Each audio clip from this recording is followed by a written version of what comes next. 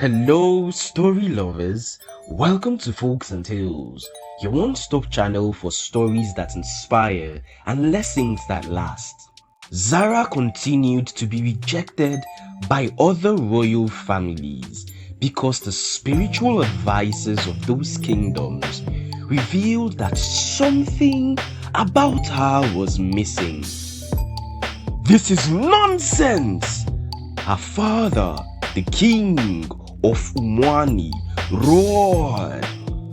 After the first attempt to get Zara a royal husband failed, her father felt it was a cover-up story given by the family of the first prince that was supposed to marry her. They should rather say they are not ready for this commitment instead of giving a stupid excuse, her father protested. At first, the king thought it was a flimsy excuse fabricated by the people of Anazodo. But when the same thing happened the second, third, and many other times with different kingdoms, her father knew that something was just not right. Zara! The king beckoned angrily. Yes, father! Zara immediately appeared before the king with her head bowed in reverence.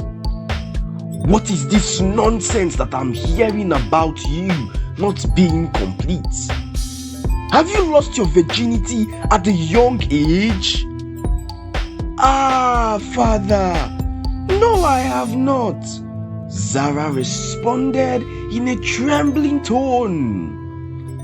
My king, please take it easy on her. I'm sure she's as confused as we are. Zara's mother interceded and further recommended a solution. We should visit Anya Eligwe, the fortune teller. Perhaps she might have some answers for us. Anya Eligwe, which is interpreted as Heaven's Eyes, is the name of a popular seer in Umwani.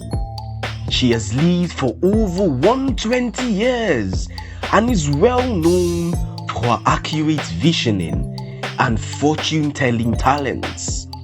Though blind, she moves around and even crosses busy roads without guidance.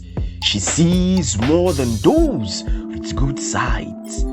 Beyond the physical, she sees both the seen and the unseen. You better prepare yourself. On the Nkwo market day, we are paying a visit to Anya Eligwe, the king instructed. Words went round to other kingdoms, though Zara's beauty was like none in the neighboring kingdom. The stigma from her mystery of not being whole stopped suitors from coming to seek her hand in marriage. Even princes who were willing to accept Zara because of her stunning beauty were stopped by their parents and council of chiefs. Zara and her parents were under pressure as their throne was on the verge of being lost to another family. If anything happened to the king and queen, and Zara was unable to get a husband from a royal family, the mantle of rulership would depart from her family lineage and be transferred to another family.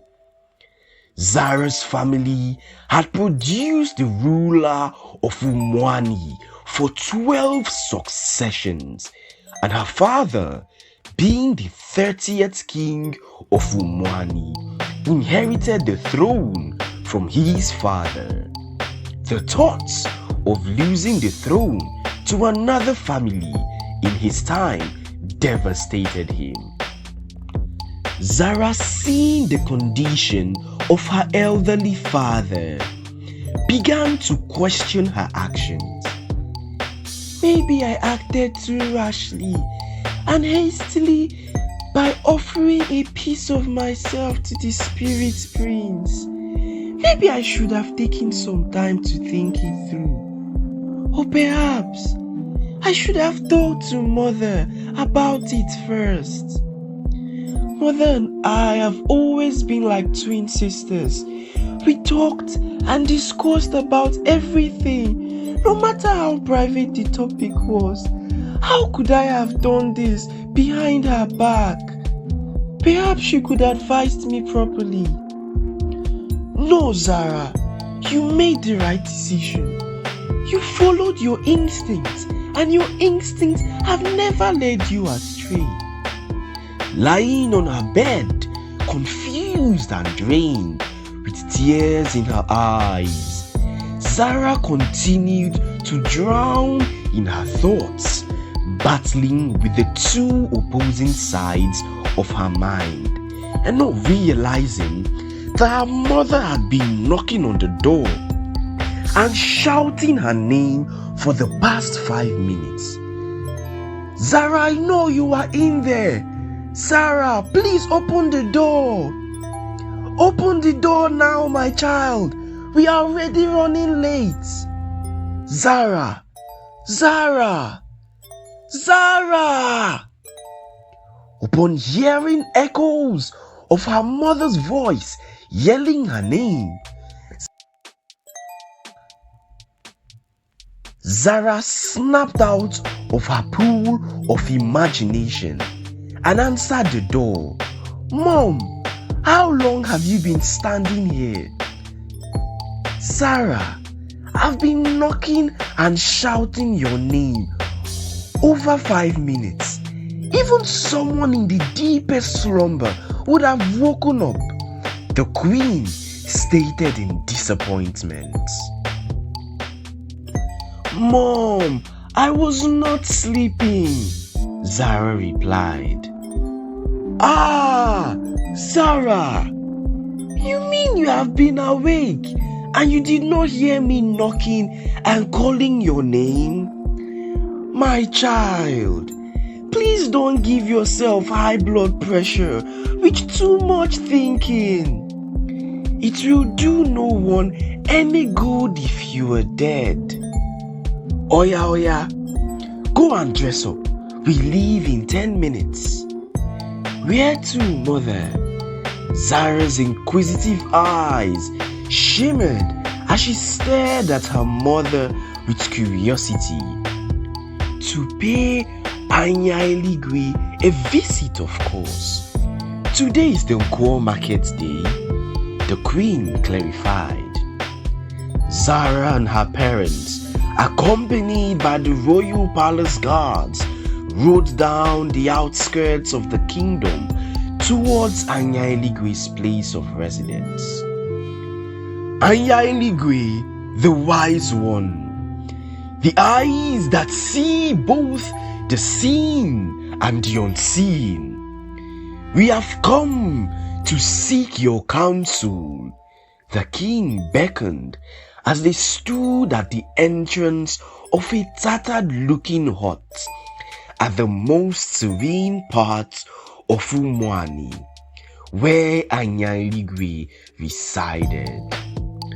Behind the hut was the evil forest, and it was rumored that Anya Eligwe is the guardian of the boundary of Umwani with the evil forest, watching and preventing any negative force from invading Umwani from the evil forest.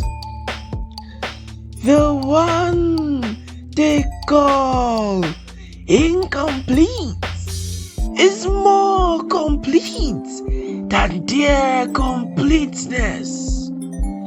A faint voice uttered from no particular direction.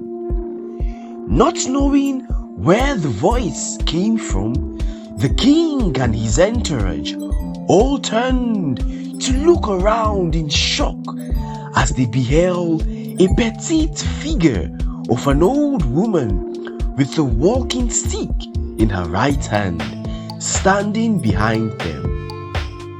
"Is she the one?" Zara inquired. "Yes, this is Anyaeligwe," her mom replied in a trembling voice. Anyaeligwe was just returning from a neighboring kingdom where she went to heal a sick king. She was not only a seer but also a healer. Zara quickly ran behind her mother in fear, for it was her first time seeing Anyaeligwe since she was born, and she couldn't imagine standing in such proximity to the legendary seer. The queen held Zara's hands firmly as she also was gripped with fear. She had once witnessed the great power that the legendary seer wielded.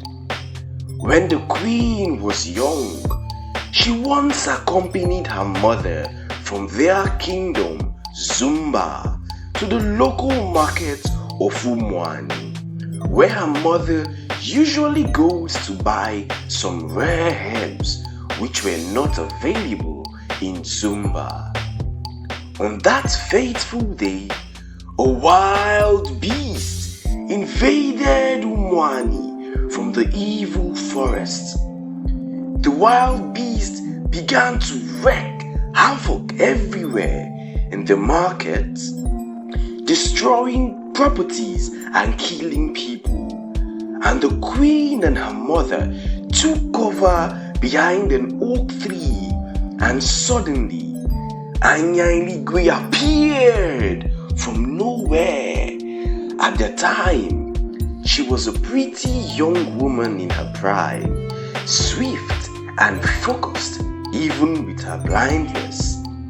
She stood fearlessly in front of the wild beast and uttered some words in a strange language, pointing at the beast, and immediately the beast dried up into a statue, which still stands at the same spot in the market square to date, as a symbol of safety and hope for the people of Umwani. Before the king could say the purpose of their visit, Anyaeligwe spoke up. "There is nothing wrong with the princess, my king. Your daughter has a heart of gold, and the gods of our land shall not punish her over an act of selflessness, compassion, and sacrifice. If only the people who reject her could see through her heart, they would realize how blessed a woman she is." Wise one, but I don't understand. What acts of sacrifice are we talking about? And why are they saying that my daughter is incomplete, when obviously there is no part of her missing? The king expressed his worry. Zara's heart began to pound so fast as she feared that the seer would reveal her secrets to her parents. "Ask no more, my king. The destiny of our future queen is not tied to the neighboring kingdoms." Anyaeligwe interjects. "You shall sail to the north with our future king, your daughter, across the Black Sea and into the rainbow waters of the east. There is a kingdom on the 7th island of the rainbow waters. That is where our future queen shall find her soulmate. May your instincts and good heart direct you in recognizing him when you see him, our future queen. Hearing that the seer referred to his daughter as the future queen of Umwani gave the king some level of reassurance. Perhaps the throne shall not be taken away from my family after all, he thought. But you have to be very careful, Anya Iligwe warned. The Black Sea holds the spirits of very vicious demons trapped in it. Whoever shall embark on this journey must not eat or speak before and while crossing the Black Sea. Otherwise, the demons would notice your presence even from miles away. You must use the weapon of silence and an empty stomach as you paddle across the Black Sea unnoticed or risk being doomed. Thank you very much, eyes of the gods. We shall do as you have instructed. The king replied with a great sense of hope. One more thing, my king. Zara must have eye contact with the prince to whom she shall be married before another cycle of the market day is complete. Else it shall be too late. But under no circumstance shall you travel on the Eke market day. The king nodded and keenly noted all instructions given by the seer with rapt attention. Goodbye, eyes of the gods. They all bade her farewell and rode their horses back home. 2 days later, Zara and her parents, with a few royal guards, journeyed for 2 days across the Black Sea. They did as Anya Iligwe had instructed, and they finally arrived at the Rainbow Waters. A very beautiful sight where the colors of the sunlight are cast upon the waters, and when it ripples, it produces beautiful variant reflection. They went past the first and second islands, approaching the third island. Zara requested that they rest here and continued their journey the following day. The king agreed. They anchored their boat safely and climbed to the dry land, found a middle-class hotel where they could pass the night. Since they had already crossed the Black Sea, the queen ordered some freshly prepared food from the hotel for everyone to eat. While Zara ate, she noticed a homeless man sitting across the road directly opposite the window of her room. He looked very hungry. Zara divided her food into 2 halves and signaled the homeless man. Then she passed 1 half of the food to him through the window. The man thanked her so much as he ate the food with so much joy. The following morning, Zara woke up very early and had her bath. She packed her bag and headed downstairs to the lobby where they all agreed to meet.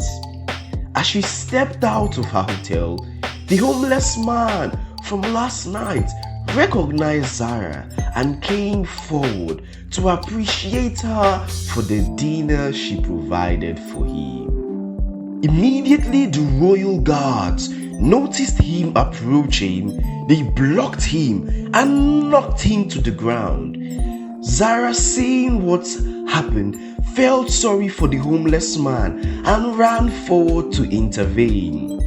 "Stop! Stop! He's my friend!" she cried out. Did she say friend? We have only been to this place for the first time in our lives. How come Zara already has a friend? How is that possible? The king asked with confusion all over his face. The royal guards, hearing her voice, gave way for her to pass. She ran forward to the man and helped him up.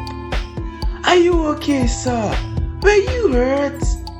"Oh, I'm fine. I'm fine. It's only a scratch. I saw that you were leaving, so I was only coming to say thank you for the meal last night.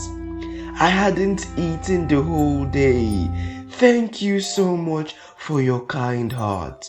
The homeless man expressed his appreciation. "Oh, it's fine. I wish I could do more than that," Zara complimented. "No, ma'am. You did enough already," the homeless man thanked. "So, where are you headed to?" he asked. Zara wasn't sure if she should respond to that or not, but after some seconds of reasoning, she followed her instinct and said, "We are heading to the 7th island." After all, she didn't think he could do them any harm. "Oh, the 7th," the homeless man replied in shock. "It is a very rough path to the 7th island," he said. "This way you are taking is full of bandits. They terrorize these creeks both day and night.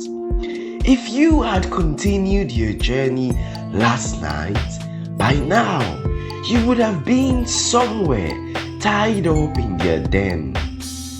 You must go back to the first island and follow up the river straight to the 7th island. The journey is longer but safer." Zara passed the information she had just received to her father. They all thanked the homeless man and gave him some money to buy more food, after which they left. They returned to the first island and took a different route to the 7th island. They had just one day left to reach the 7th island and find the prince, else it would be too late. It was a long journey through the open river, and before sunset, they arrived at the 7th island. "We are here!" shouted one of the palace guards. "Woo-hoo!" shouted the other. Zara woke up from her short nap with her eyes shining brighter than the torchlights of a thief at night. "Where are we?" she asked. "This is the 7th island," her mother replied. "Wow! It's so beautiful!" Zara exclaimed. "I hear it is the most beautiful of them all," replied one of the guards. The fences of the palace were made of marbles. The walls of the palace were finished with gold and shiny silver. The kingdom of the seventh island is richer than Umwani and all its neighboring kingdoms put together. Welcome to Guza Kingdom. The doorman at the palace entrance greeted them.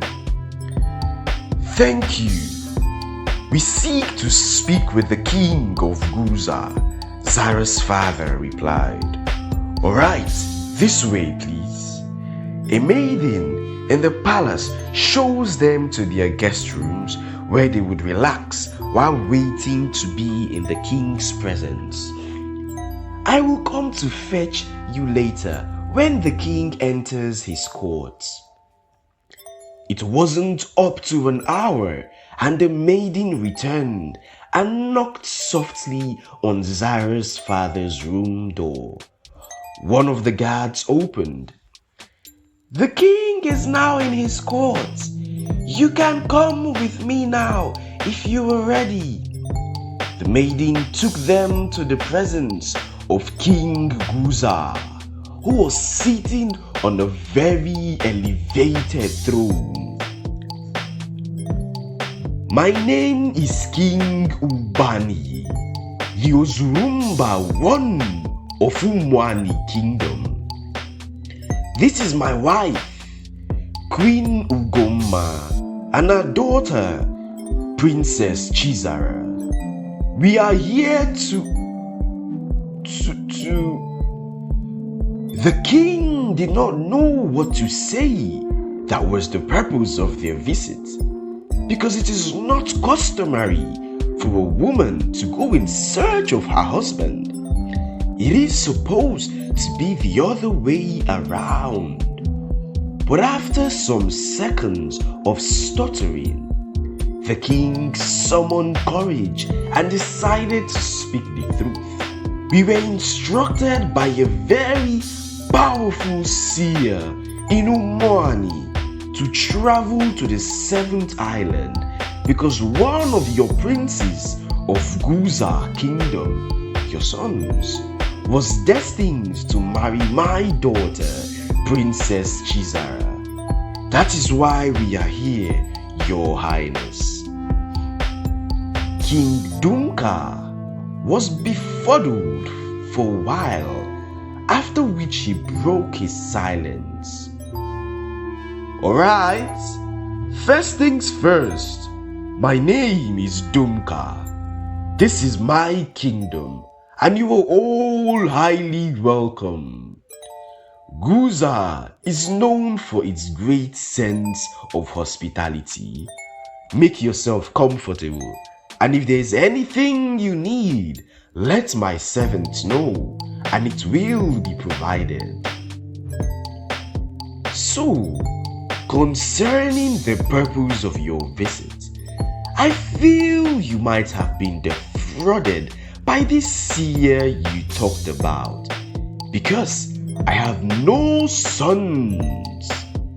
I used to have 2 sons, but right now, I don't even have an heir to my throne.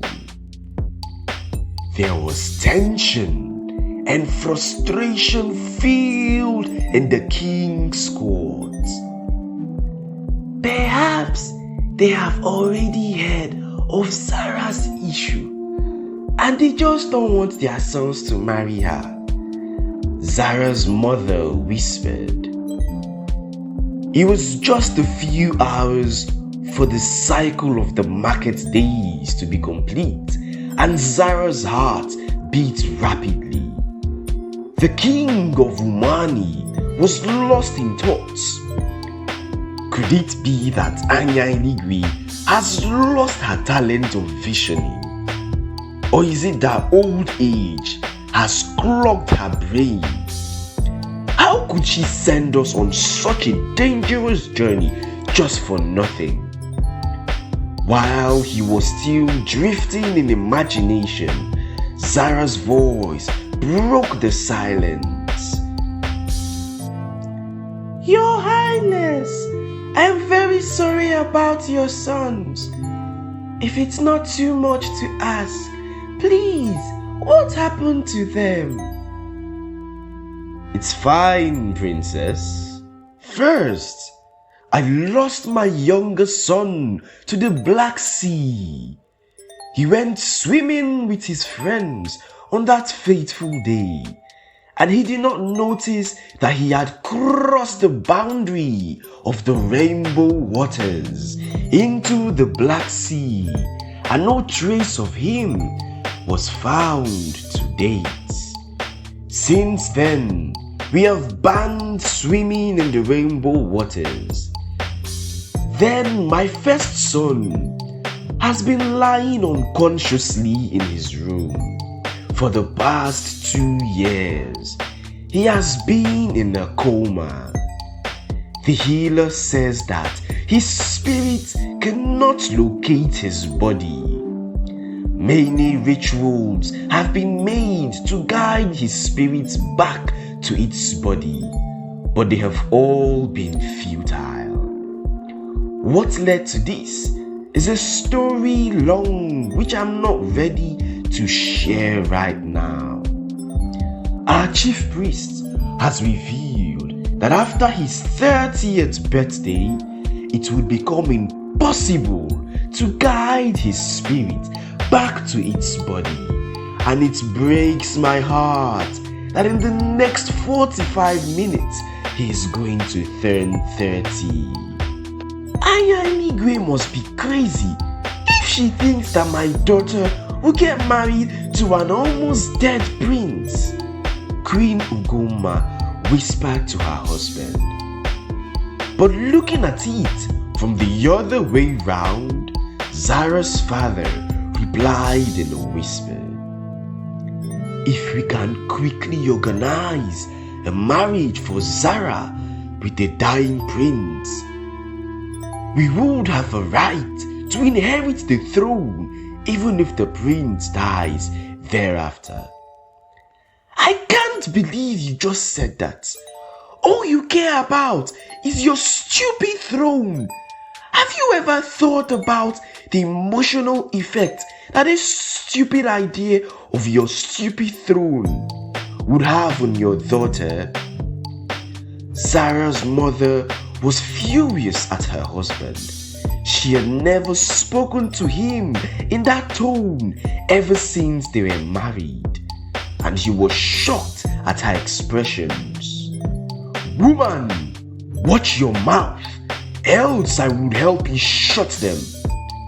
Zara's father did not know when he unconsciously turned what was supposed to be a whispering conversation into a roar and drew the attention of everyone in the courtroom. Bring down your voice.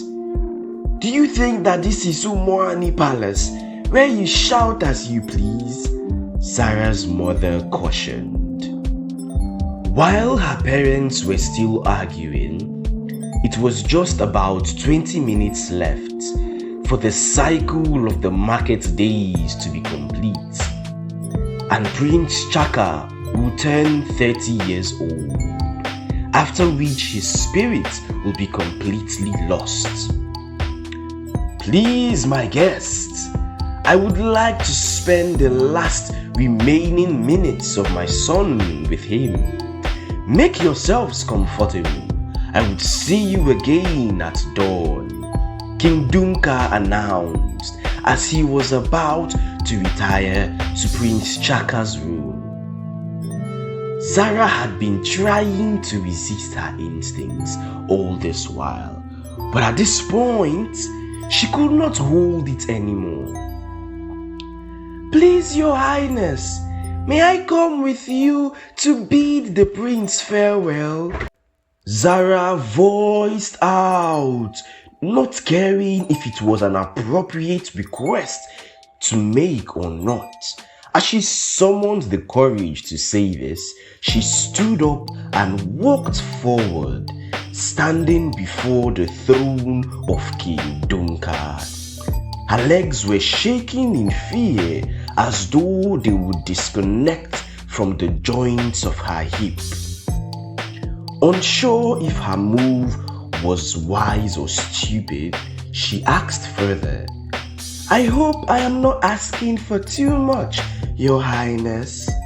Zara's parents were shocked as they heard Zara's words. "Has she gone mad?"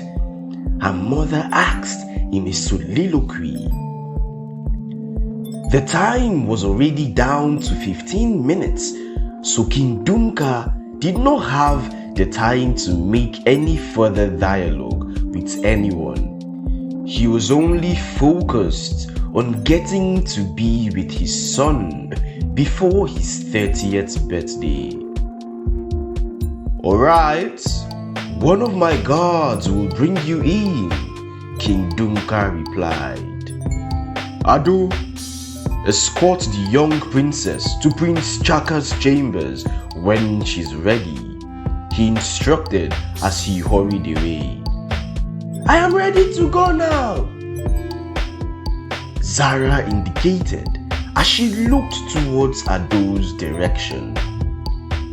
"I'm not letting you go in there alone. If you are going there, I am coming with you." "As you wish, Mom," Zara replied as she followed Ado's lead into the palace. Her father, King Ubani, suddenly waking up from his dream of thoughts, shouted, "Wait for me, both of you!" Without any invitation, his guards immediately followed behind him because wherever he goes, they go. Of all the palaces Zara had been to, none was half as beautiful as the Guza Palace.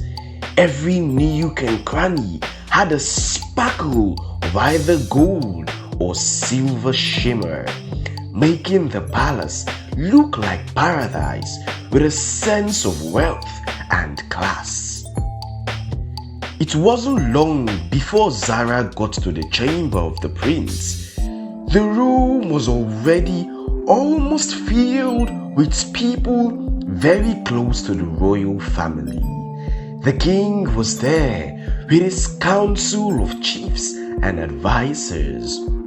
There were many groups of conversations going on in the room, everyone trying to analyze the situation at hand, causing murmurs to be heard everywhere in the room.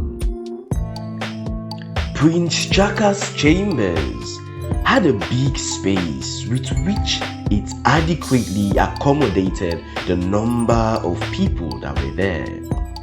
Zara looked forward at the far end of the room and saw a beautiful woman sitting on a golden bed where it seemed like the body of Prince Chaka was lying.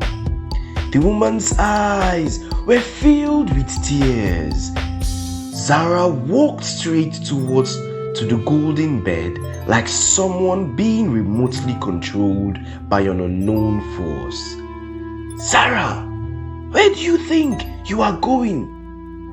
Her mother, who was standing right behind her by the entrance door, stretched her hand to pull Zara backwards, but she was already far gone. Her father, always remembering Anya Iligwe's instructions that Zara should follow her instincts, did not want to interfere in anything she wanted to do. Besides, it was her instincts that saved them from running into bandits on their way to the 7th island. "Leave her alone," he cautioned his wife. With her eyes focused on Prince Chaka, she walked quietly straight to the golden bed, unconsciously filtering out every other sound in the room until the sound of her footsteps was the only sound that she heard. Upon getting there, she stared at the prince, who was lying lifelessly on the bed, with his head resting on his mom's legs. She felt that same sensation that she usually feels whenever the spirit prince was around her. She felt that connection that struck the moment a part of her left and was bound to the spirit prince. Goosebumps appeared all over her body. She knew that her instincts had never led her astray. The prince was looking so handsome in his sleep. She had never seen any young man that handsome before. He took after his mother, the beautiful queen of Zara, who was soaked in tears as she kept uttering the words, "Chaka, please don't leave me. You are the only one I have left. Chaka, my son, please come back to me. You are all I have."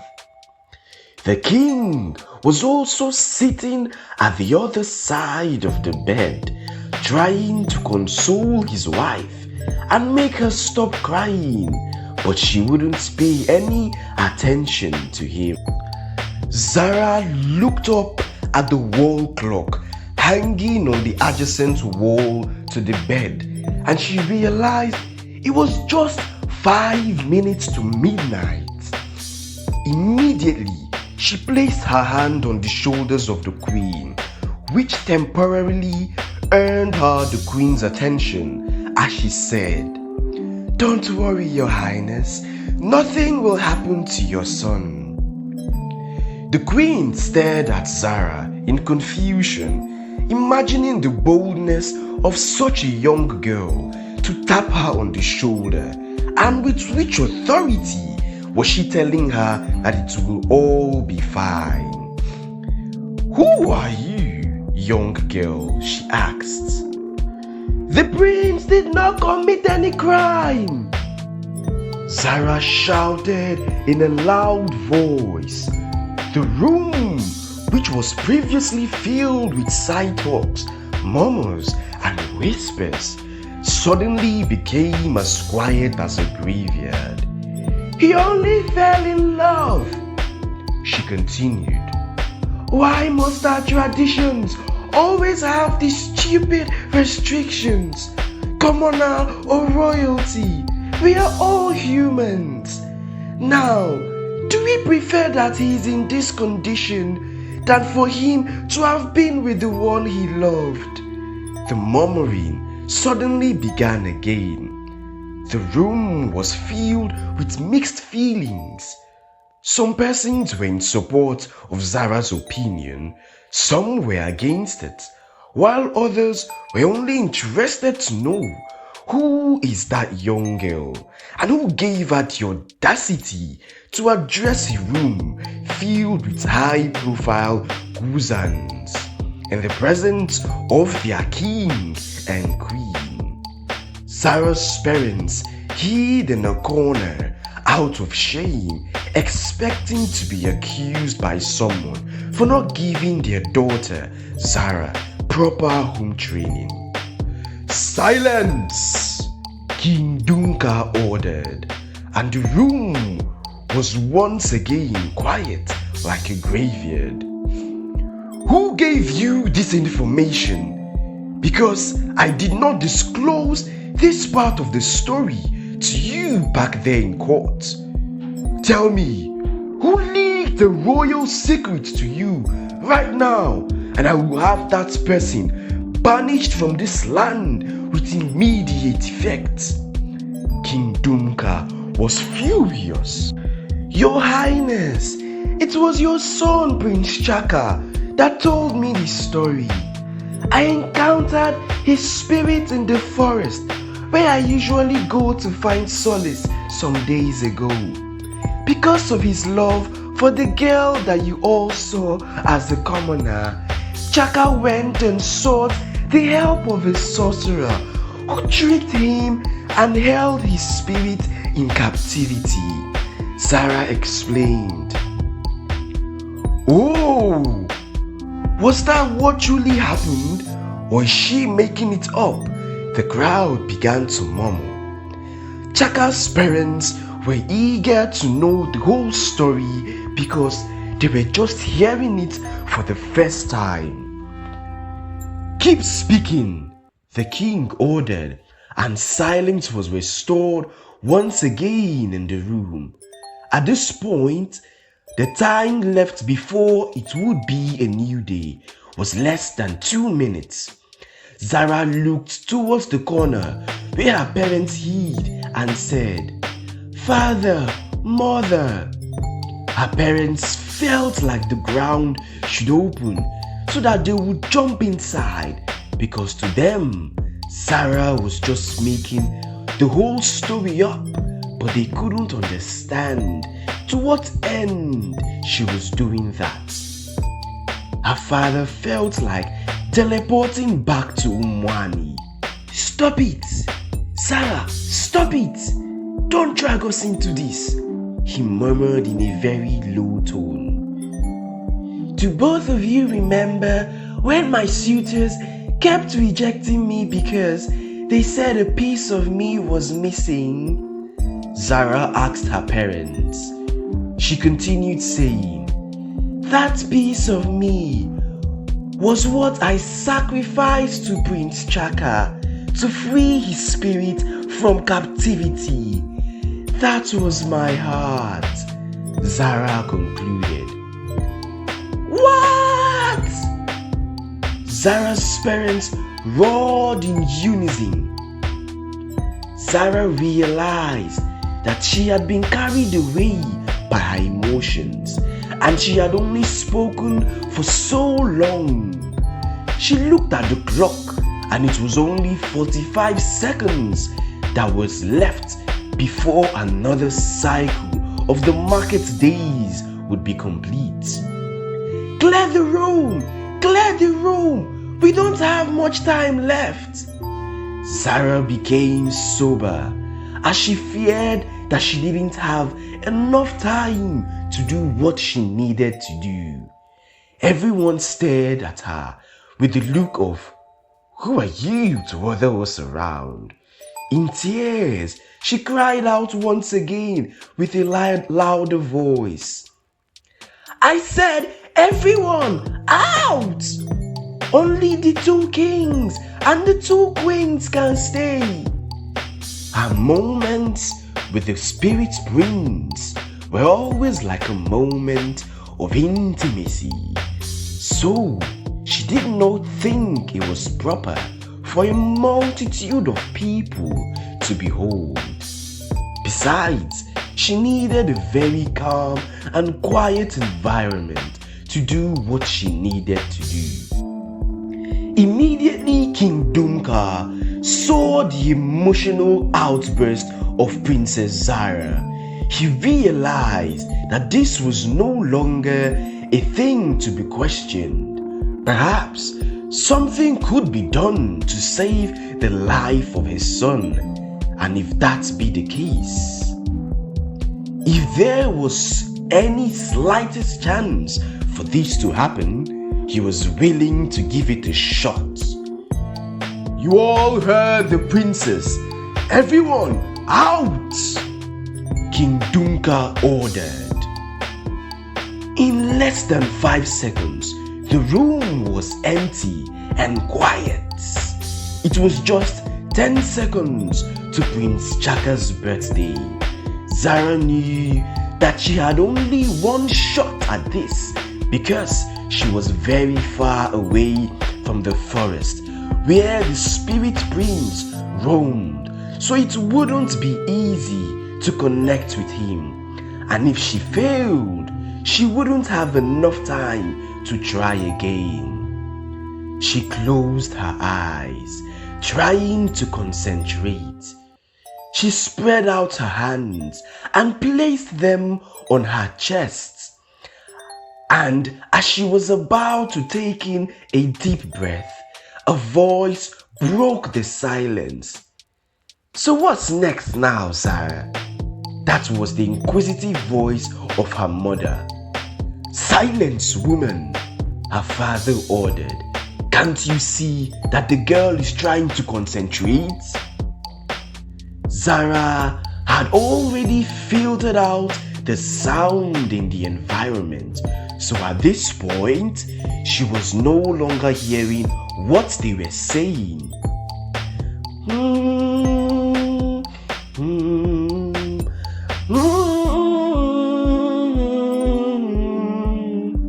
Zara began to hum the music that always connected her to the spirit prince. At this point, that's Prince Chaka's best song. He plays it every day here in his chamber, and I always scolded him to turn down the volume. Queen Zina whispered to her husband with a smile and a sense of hope. Shh! Her husband, King Dunka, whispered back to her with a frown on his face and his index finger placed vertically across his lips, implying that his wife should be quiet. 10 minutes had passed and nothing happened. Zara did not feel anything. It was already Prince Chaka's birthday.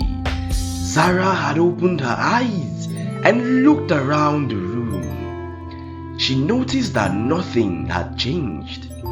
She dropped to the ground and broke into tears. I failed him. She kept crying and blaming herself. The two queens went to her and held her up. They led her to sit at the bedside.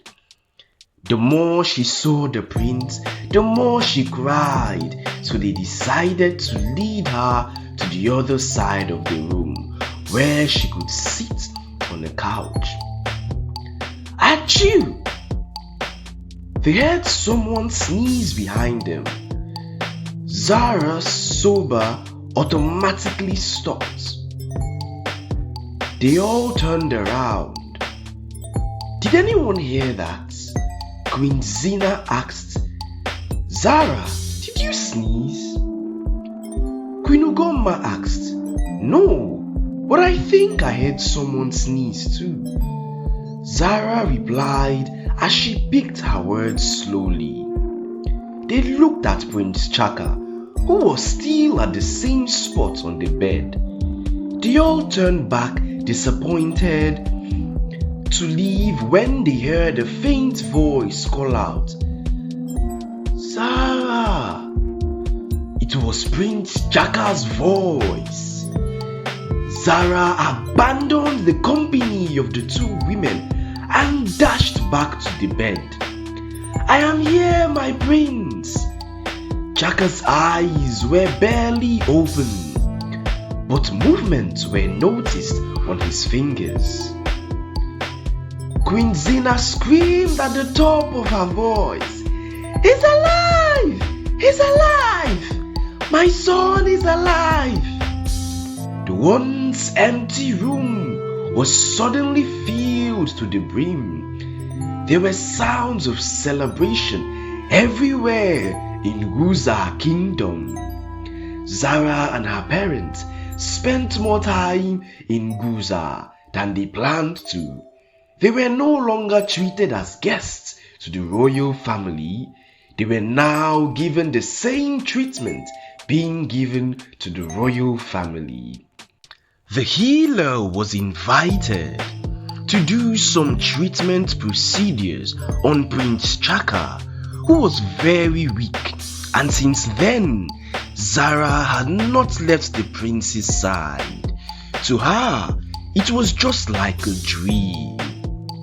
Days had gone by, and the prince was now fit to make his first appearance to the public.